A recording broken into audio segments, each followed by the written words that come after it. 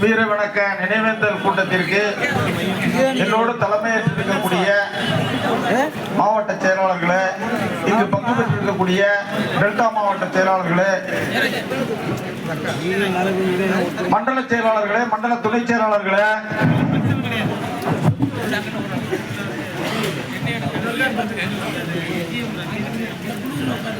துணைநிலை அமைப்புகளின் மாநில மாவட்ட பொறுப்பாளர்களே, அனைத்து நிலை பொறுப்பாளர்களுக்கும் வணக்கத்தை தெரிவித்துக் கொண்டு, மாவீரன் இனியன் அவர்களின் நினைவேந்தல் கூட்டத்தை இந்த ஆண்டு ஒரு பொதுக்கூட்ட நிகழ்வாக நடத்த வேண்டும் என ஒருமித்த கருத்தாக டெல்டா மாவட்ட செயலாளர்கள், மண்டல செயலாளர்கள் முடிவெடுத்து அதன்படி இன்று நடைபெற்றுக் கொண்டிருக்கிறது.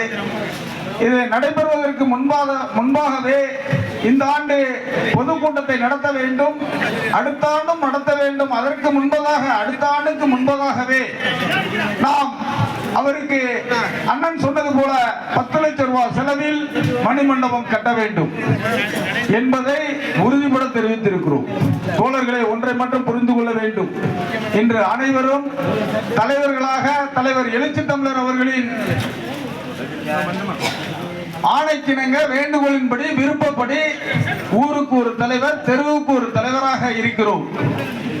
ஆனால் கடந்த 20 ஆண்டுகளுக்கு முன்பாக நாம் நடமாடவே முடியாத சூழ்நிலை இருந்த போதுதான் தலைவர் எழுச்சி தமிழர் அவர்களின் கொள்கை வழியில் களமாறிய மாவட்ட அமைப்பாளர்கள், அவர்களுக்கு கீழாக பணி செய்த துணை அமைப்பாளர்கள், மாவட்ட செயலாளர்கள், ஒன்றிய அமைப்பாளர்கள் உள்ளிட்ட அனைத்து நிலை நிர்வாகிகளும் அண்ணன்கள் சொன்னது போல வாக்கு அரிசியை போட்டுக்கொண்டு இந்த மக்களின் விடுதலைக்காக தெரு தெருவாக அலைந்து கட்சியினை கட்டி இன்று ஒவ்வொரு தெருவிலும் வெள்ள வேட்டி வெள்ள சட்டை போட்டுக்கொண்டு போகும் அளவிற்கு இங்கு தலைவர் எழுச்சி தமிழர் அவர்கள் நம்மை உருவாக்கி இருக்கிறார்கள். அதன் வழியில் போராடிய அனைத்து தோழர்களும், அதை வழிநடத்திய இனியன் போன்றவர்கள் தான் இன்னைக்கு நம்ம வெள்ள சட்டை போட்டு போறதுக்கு காரணமா இருக்கிறோம்.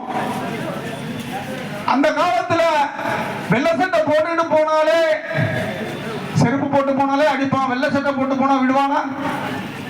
சாதி இந்துக்களும் சாதி வெறியர்களும் காவல்துறையும் சேர்ந்து நமது மாபெரும் மாவீரங்களை கொலை செய்தது.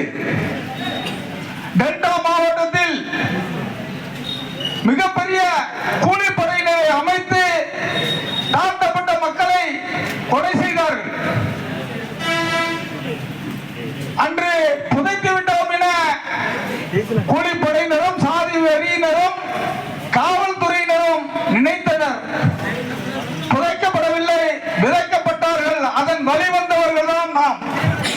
இன்று எந்த களத்தையும் சந்திக்க தயாராக உள்ளோம். அதற்கு ஏற்றவாறு தலைவர் எழுச்சி தமிழர் அவர்களின் கொள்கை வழியில் வலம் வந்து கொண்டிருக்கக்கூடிய இன்று டெல்டா மாவட்டத்தில் மிகப்பெரிய ஒரு பாதுகாப்பு அரணாக நிற்கக்கூடிய, நமது மக்களை எல்லாம் பாதுகாக்கக்கூடிய ஒரு எழுச்சி தளபதியாக இருக்கிறார் அவர்கள், நமது துணை பொதுச் செயலாளர் வழக்கறிஞர் சார் ரஜினிகாந்த் அவர்கள். இன்னும் சொல்ல போனால் இன்று ஒவ்வொரு அசைவுகளையும் நாம் கண்காணிக்க முடியும். கூலிப்படைகள் இந்த டெல்டா மாவட்டத்திலே இல்லாத சூழ்நிலையை உருவாக்கியது உங்களை போன்ற தோழர்கள் தான். இன்று எந்த கொம்பன் வந்தாலும், கூலிப்படைகள் எத்தனை வந்தாலும், இங்கு இருக்கக்கூடிய தலைவர்களை கொலை செய்தால் உன் வீட்டிலேயே எவ்வளவு அடுத்த நிமிஷமே உழுவுங்கிறத உறுதிப்படுத்தக்கூடிய சிறுத்தைகளாக இங்க எல்லாரும் உட்கார்ந்து இருக்கும். எத்தனை பேரை நீ வெட்டணும்னு நினைச்சா கூட உன்னை வெற்ற அளவுக்கு ஒரு தகுதி வாய்ந்தவர்களாக இளம் சிறுத்தைகள் இருக்கிறார்கள். இன்னும் எத்தனையோ விளக்கங்களை சொல்லிக் கொண்டு போகலாம். காலம் கருதி விடைபெறுகிறோம். மாவீரன் இனியன் அவர்களுக்கு அடுத்த முறை ஒரு மணிமண்டபத்தை கட்டி மிகப்பெரிய எழுச்சியோடு ஒரு பொதுக்கூட்டம் நடைபெறும். அது ஒரு எழுச்சி கூட்டமாக நடைபெறும் என்று கூறி